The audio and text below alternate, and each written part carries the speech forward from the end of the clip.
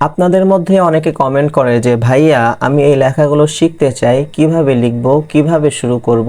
তো তাদের উদ্দেশ্যে আজকে আমি খত্তে সুম্বলির আলিফ কিভাবে লিখতে হয় সেটাই দেখাবো। হরফ লেখার আগেই প্রথমে আপনাদেরকে কলমটা ধরা শিখতে হবে।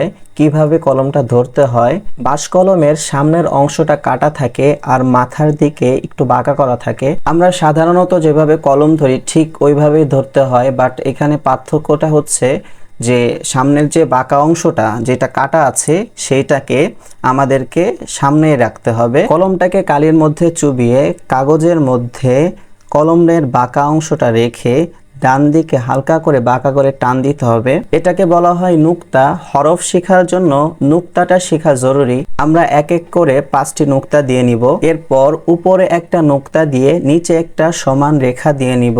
নিচে এবং ডানে বামে রেখা দিয়ে অর্থাৎ উপরের নুক্তা অনুযায়ী আমাদেরকে একটা বক্সের আকৃতি করে নিতে হবে।